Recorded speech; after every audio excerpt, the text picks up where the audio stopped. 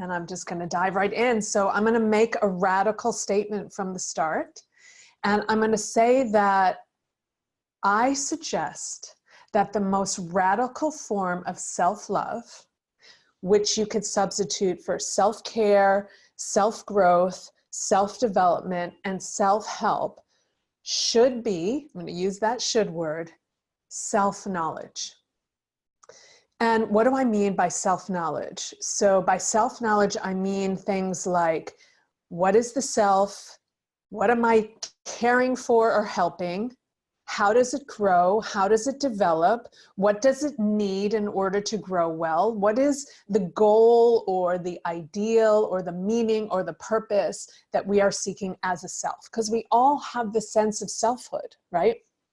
So basically, the existential questions that humans have been asking for millennia: who am I? Why am I here?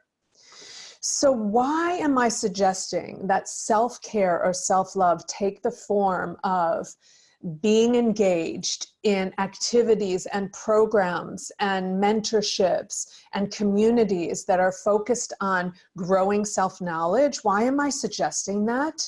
Why am I suggesting that in the context of self-love, as opposed to getting more massages, getting mani-pedis, doing, a yoga teacher training, studying for your coaching degree? All those things have immense value and are all elements of becoming more intimate with oneself. But here's the thing. This is 2019. I know you know that.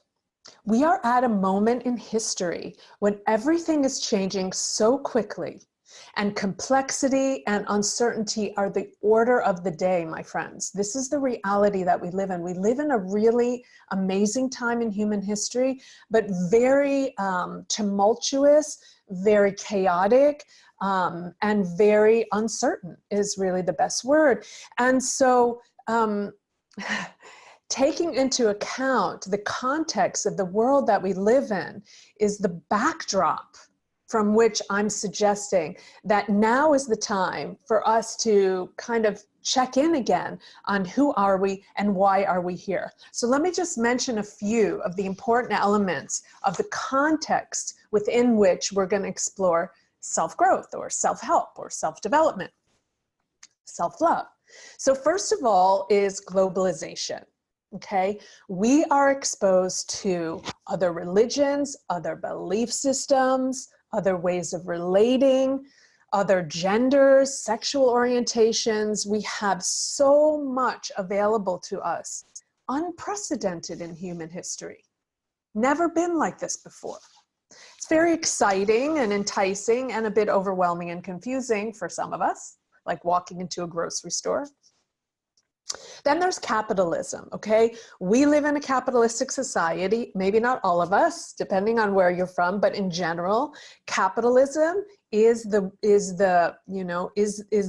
part of the globalization on the planet. And forgive me, I'm not a scholar on all this stuff. I'm a layperson like you, but I'm curious about it and I'm tracking it, and I suggest you should be too.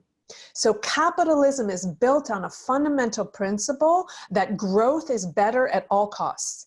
Unlimited growth is possible, and everyone is entitled to grow and get more stuff and more wealth and more. So this has its own set of problems. It doesn't address privilege, and it doesn't address the reality of limits, right? Lots more to say about that, but that's not what this webinar is about. The third thing is monotheism. We live at a point in human history where monotheism is basically the milieu in which we swim.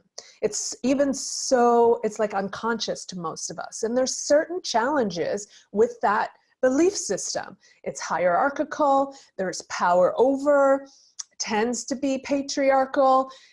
There's often a mediator between you and the Godhead in whatever, lineage you're a part of. And there's this underlying message that you were born broken or in sin, and there's something you need to redeem or amend, right? So that's another part of the context within which we are born and growing and living.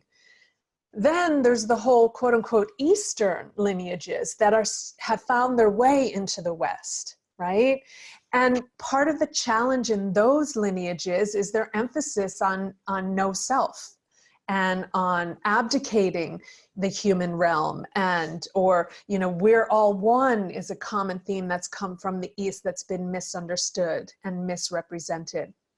So we have these two huge confluences, coming together of tons of Eastern religions and Western religions, right? And then we have science, the agricultural, the industrial, the technological revolutions, advances in neuroscience and physics. Oh my God, you guys,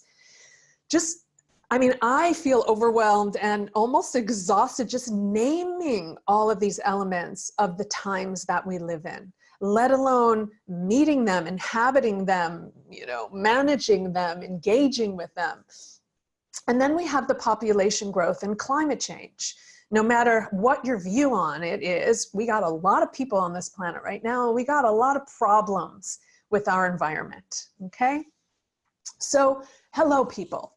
We're talking about self-care, self-love, self-development in the context of a very chaotic, confusing, and uncertain time. The first order of the day, I suggest, needs to be just stopping and going, hey, I'm lost. Hey, I'm overwhelmed. Hey, I'm a little scared. I'm a little depressed. I'm a little confused. As you should be, my friends. This is the thing that drives me crazy is I look around the world and there's so much, especially in our society. I live in California, I live in America, but in the Western world, there's all of this, it's almost, sometimes I feel assaulted by it, this cheerleading, like, okay, don't worry about all those problems that I just mentioned. Don't worry about the climate. Don't worry about population growth. Don't worry about how, monotheism is impacting your psyche or your children's psyche. Don't worry about globalization, and really don't worry about capitalism because we can grow forever.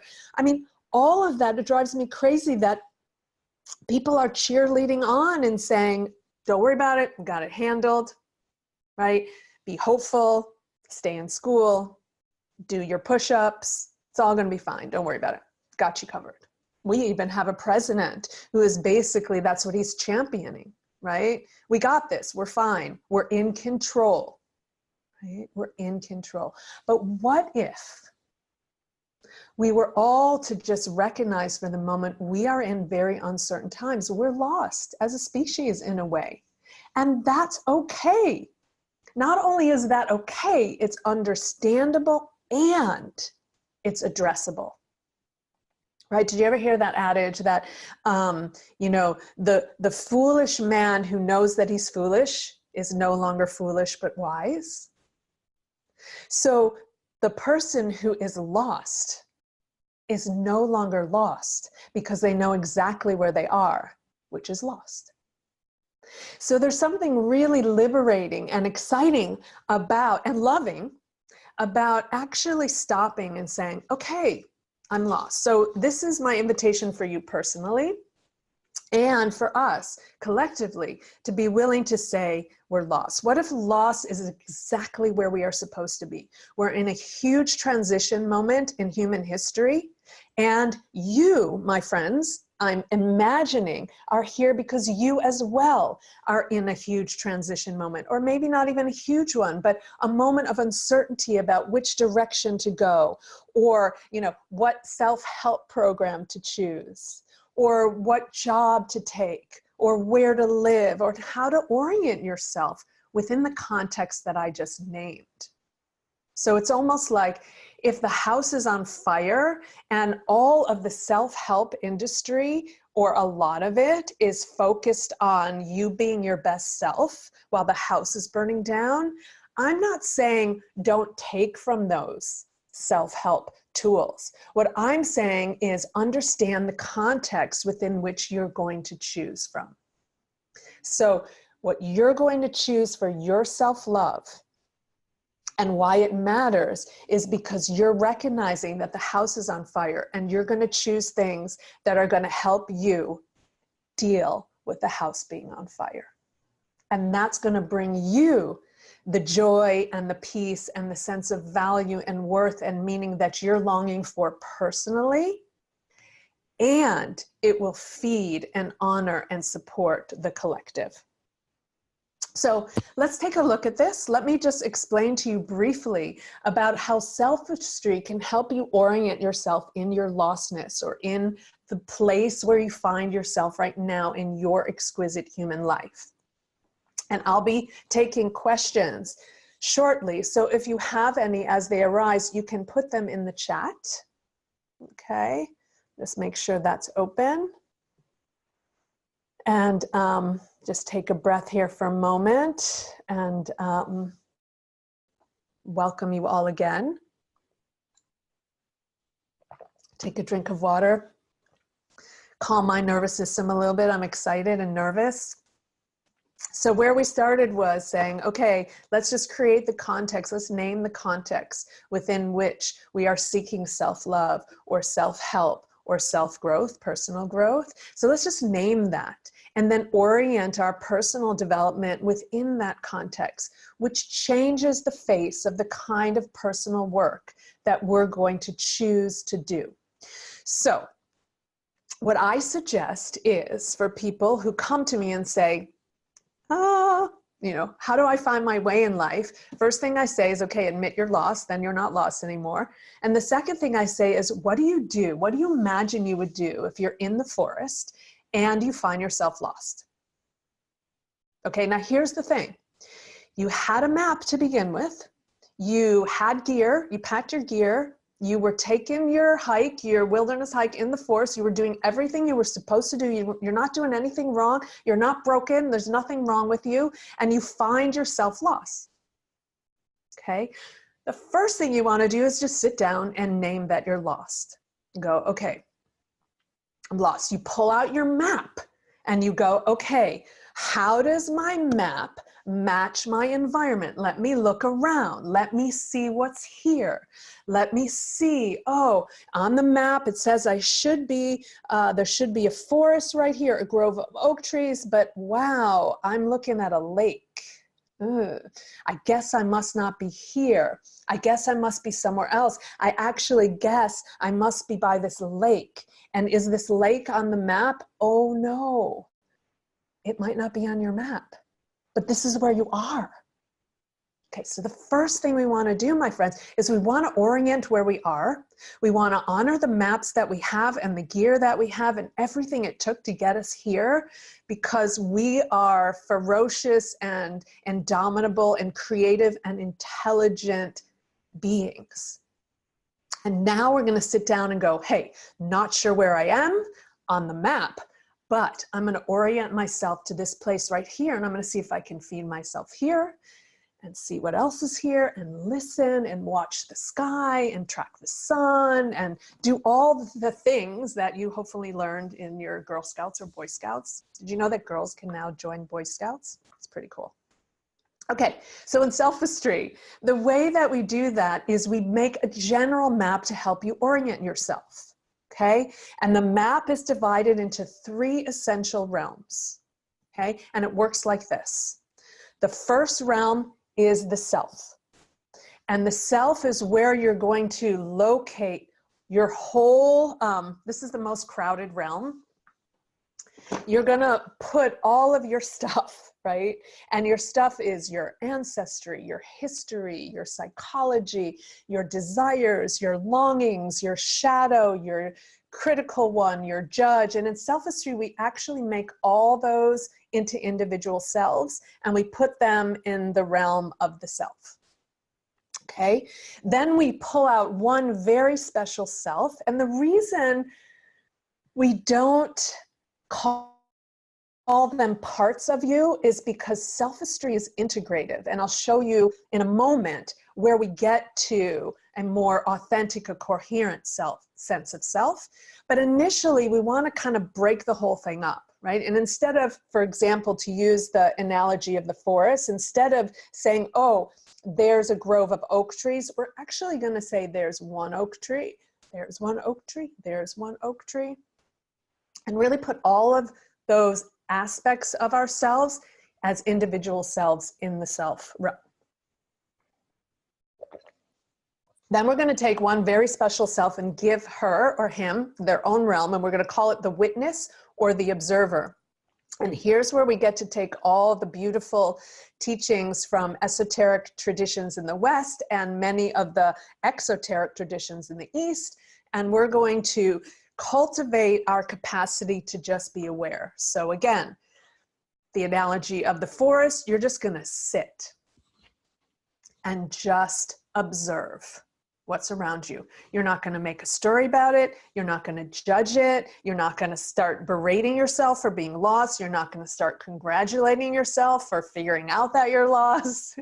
You're just going to be with what is. And there's a whole realm for that in the map of Selfistry, because this is kind of the secret sauce to then being able to create or to hear or to generate your way through this moment of lostness in your lifelong journey. And then the third realm we call the realm of source. And source is the realm where we put all of our big ticket, big questions into that realm. It's kind of the God realm, but we call it source because there's no self there. We don't let any self go there, but we presence it on the map. So the selves over here will have a relationship with it, go visit it, tell stories about it. And at some point, the witness self will allow herself to merge into it. But initially, we have all three of these realms separated. Okay. For those of you who are here for the first time and learning about Selfistry for the first time, please know that your confusion is welcome and appropriate. All you need to know is in Selfistry, there's a map where all of you is welcome. All of you. We don't exile any part of you. We don't try to fix any part of you. We don't shame any part of you. We welcome you all onto the map. You can either live in the self, rest as a witness, or dive into source. But those three realms, I promise you, include all the elements of your human beingness. Okay. Once we identify these three realms, we've oriented ourselves in our lostness a bit, okay? Then we can begin to work in each of these realms with depth and breadth, okay? So here's where, this is my favorite part of Selfistry is, okay, here's where you get to bring in your therapy, your yoga practice, your diet, your love of nature, your creativity, when we generally think of self-help and self-love, all of those tools and practices and methods find their place in one of these realms so that you can deepen in self-knowledge and self-awareness. You can care for yourself and rest your nervous system. You can address trauma in your lineage and in your own body, and you can deal with your relationship with your religion or your belief system. It's all welcome here.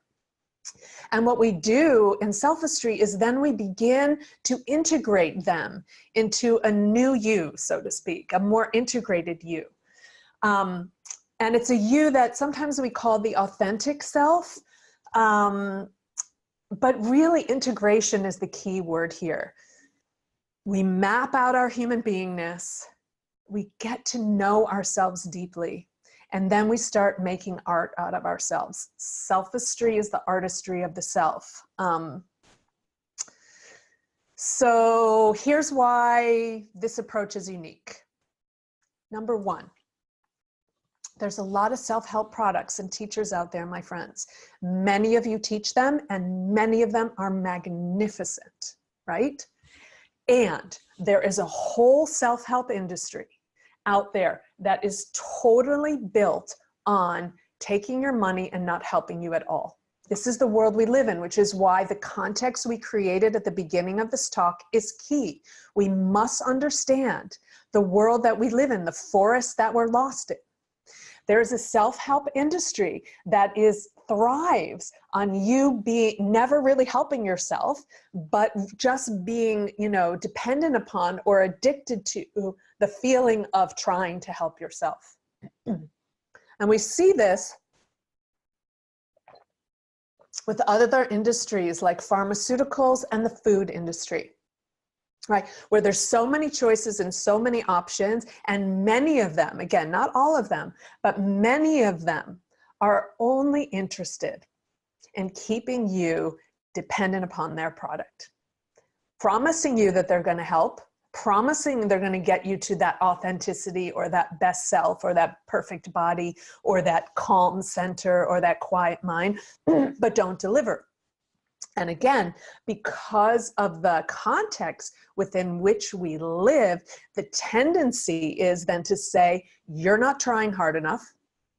That's why they're not working. You haven't been doing it long enough. The cheerleaders come on. Just stay with it. Just stay with it. Or, try another one. Same stuff, different packaging. So we need to be able to stop and start examining these things, even though, to use the analogy, even though the map says there's a forest of oak trees here and we're sitting in front of a lake, we need to start telling the truth about what's here and what is or is not serving us. And that takes time to unravel it. So the first thing is, many of the self-help and self-love products out there aren't really bringing you to that sense of wholeness in your own self, but also purpose in relationship to all of life. Then the second thing is, many of them compartmentalize, which is basically what I just said in another way.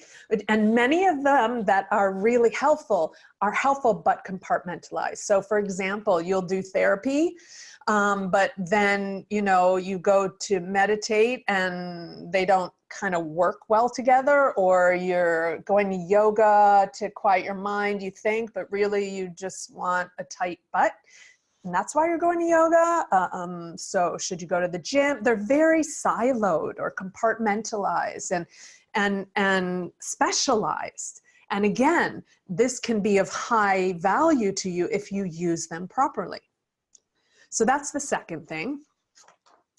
And then the third thing is, there are integrative systems out there, but there are few. And the reason, my friends, that they're so few is because this is an emergent technology.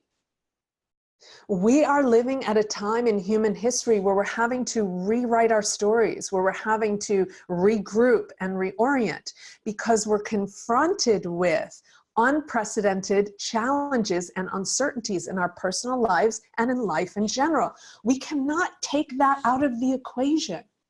So these kind of integrative models that are available to weave together your psychology and your spirituality and your physicality and your belonging and your relationship to life, they're new. Religions used to do that, my friends. Religion used to hold that place for us, but they no longer do because of the complexity that we're managing. So we need self-development systems that also can manage the complexity of our internal systems and the external world. Now, self-mastery is one of those. So you might be asking, well, who are you to come up with this integrative system, Miss Sarah Marshank? And really, I'm more like her. The answer is, I am me bringing forward the system because I am you, okay?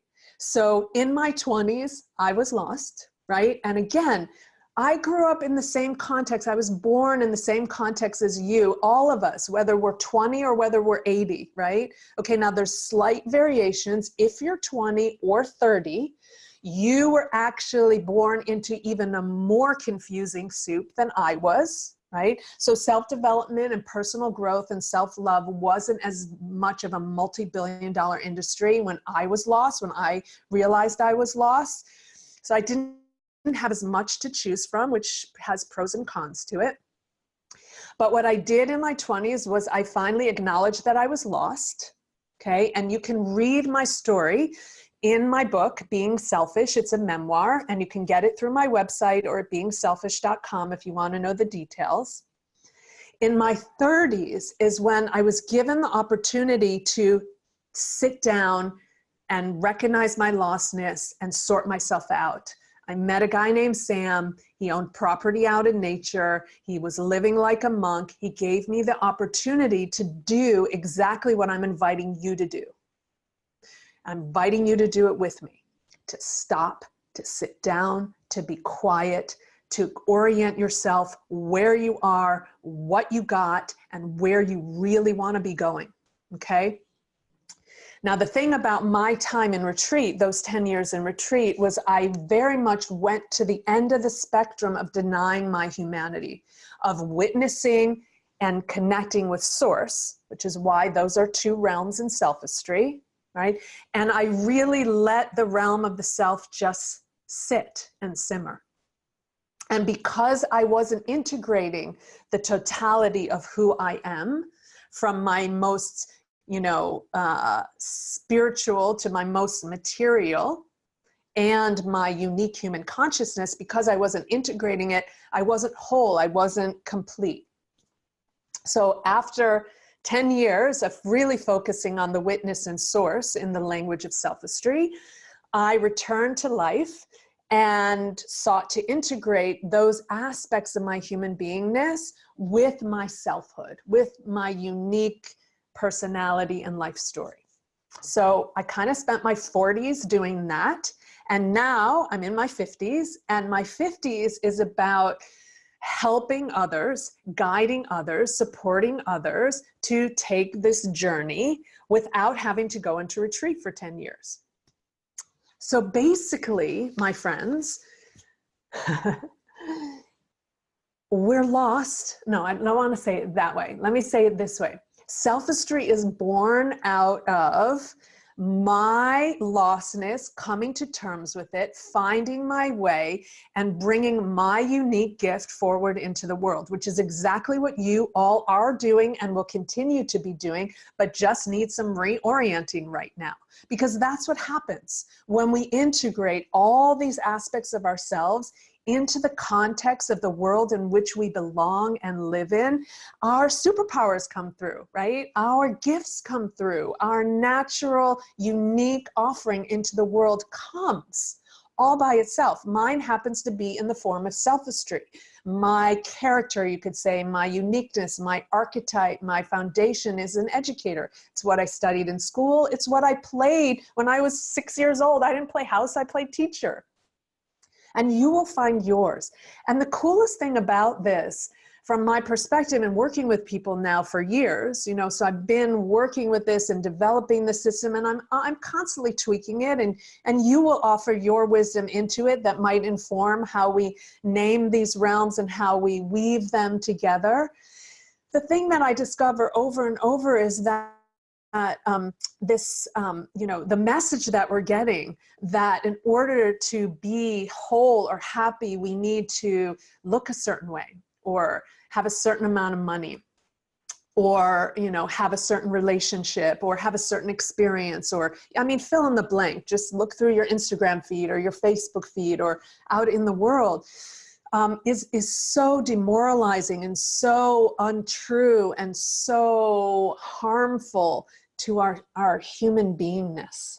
Okay. And so the kind of self-love that we're talking about today, the kind that matters, is the kind that says to all of that, yeah, there are people who will be very wealthy and very famous, but they're a small portion of the population, and not all of us can be that, and not all of us are meant to be that. And if we really start looking inside and getting to know ourselves, very few of us even really want that.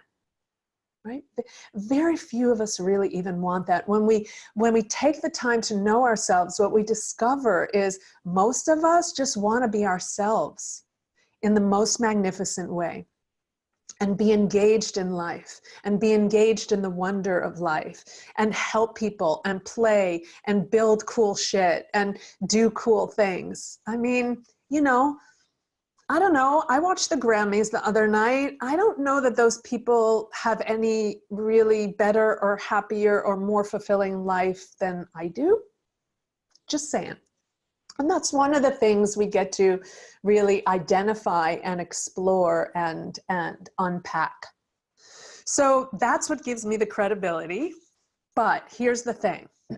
If this resonates with you, whatever resonates with you as you're searching to find something to support you during this time in your life to become, to come home more to yourself, you could say, or to take the next step in your own self-development, do your due diligence, right? So here you are on this webinar. Those of you who are still with me live, thank you. And feel free to throw any questions in the chat box if you have any. Those of you who are listening to the recording, go watch other recordings. Go check out my website. I'm writing a book now. You can read my memoir. There's lots you can do. You can talk to people. You can talk to me. Go on my website, request a personal consultation. Do your due diligence, my friends. Okay? But here's the thing. Unless we take into context the times that we live in, and unless we recognize that we as a species are lost, whatever that word means to you, we're in transition. It's a new millennium, right? It's a new moment. We're contending with a lot. The worst thing we can do, the most unself-loving thing we can do is deny that or diminish that. And get on the cheerleader wagon and say, we got it under control. Just just keep at it. Just work harder. That's not to say we shouldn't work hard. Please don't take anything I'm saying as absolute. And it's not to say that there aren't ways in which we can have more control over our lives. What it is to say is this. I had a friend tell me a story about a young person who came to him and said, why are all my friends depressed? So here was an elder. And the young person said to this elder, why are all my friends depressed? And what the elder said, and this is the sign of a true elder, a true wise person, what the elder said is, I don't know. But what I do know is what I'm willing to do is come sit next to you. I'm not going to offer you a solution. I'm not going to offer you the answer. And I'm saying this to you as Sarah and Selfistry. I'm not going to offer you a solution. I'm not going to offer you an answer. What I am going to offer you is a way to be together. And what that elder did was he took his chair and he moved next to this young man and he sat next to him and he said to him, together, we're going to look out into the world and I'm going to be with you right here. And we're going to figure this out together. And I'm going to listen. So he wasn't sitting exactly right next to him, but we wasn't in front of him. It wasn't in front of him pretending to know. He was with him. He was with him in the quest and in his lostness and in his journey. What I have to offer you is an invitation to come in, sit down. Let me make you a cup of tea. Tell me your story. Tell me your heartbreak. Tell me your fear. Tell me your longing. Let's not whitewash over that and pretend it shouldn't be there. Let's not medicate it. Let's not push it aside. Let's meet it. And in the meeting of that, let's also meet your capacity to be still and aware. Let's also meet your capacity to feel into a greater story, to touch into the universal intelligence that is breathing us into existence. Together, let's tap our collective intelligence, our collective wondering, our collective passion for life and beauty, and our human experience. We can do that together. I'm in 1,000% with you in that way. And Selfistry is a system and a construct that can help you orient yourself and help you find your unique recipe for self-development. A self-development that will bring forth your unique and genuine and authentic gifts to offer to humanity at this time when it needs you the most. And it will help you strip away so much of the messaging that we are getting onslaughted with about how we should look or what we should eat or how much money we should have, driving us and driving us and driving us. Self-esteem is an opportunity to stop and to rest, to reorient, and to move forward. So that's my offering for self-love and why it does matter. Self-knowledge is the key to true self-love in these times, because we are lost. We don't understand who we are or why we're here or what happiness really means or what growth really is. We're confused and distorted because of globalization and capitalism and monotheism and extreme asceticism and all of the different, you know, soup that we're swimming in. And it's manageable if we sit down and we slow down enough to actually unpack it. And I'm a great unpacker, and I'm a great map maker, and I actually make a mean cup of tea. So if this resonates with you at all, my friends, here's the opportunities. Next month, I do an 8-day retreat in Mexico for women only. Sometimes we have to really fully step out of our lives in order to get that perspective in the way that I'm talking about it. There's like 3 or 4 spots left for that. And 2 days till Valentine's Day, there's a $200 off of the registration fee between now and Valentine's Day if you put Valentine in when you pay at the end. Now, for those of you who getting out of your life for a retreat isn't part of what you can do with your lifestyle right now, in April, I'm starting another course, an online course. I'm in the middle of teaching one right now. It's a 7-week course, and it's online through Zoom. So we meet weekly, and I present the system of self-esteem, and I present it in a way like this was a condensed version, okay? So if you know, it's a little overwhelming to try and explain this very simple but quite elegant and complex system of self-esteem. So you can take a 7-week journey with me and I can get to know you. We learn each other's stories. It's a small group, so you'll get some personalized attention in that as well. And the early bird pricing is still there for that on my website, selfesteem.com. And then I also do private mentoring. I don't take on very many private clients, but I do. And the reason I don't take on very many is because it takes all of me. All of this takes all of me. So I actually practice what I teach, and I take care of myself so that I can be of service in a way that really has impact. So self-esteem is a sound system. It works for a lot of people. It may not be for you, but if it is, or if you're more curious about it, then I invite you to come in a little closer. Come in a little closer. Have a cup of tea with me. Tell me your story. Tell me your fears. Tell me your confusion. And let's wonder together about how we as an individual, but especially as a collective, as humanity, can get out of this mess that we're in and make beautiful art out of it, because I know we can. I know we can. So any questions? I know that's a lot. Can ask them privately, or let's see.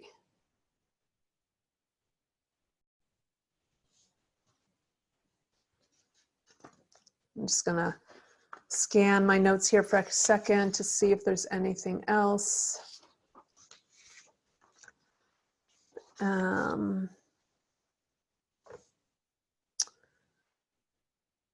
Okay, great. So Adele is saying that it really nailed it for her. Yeah.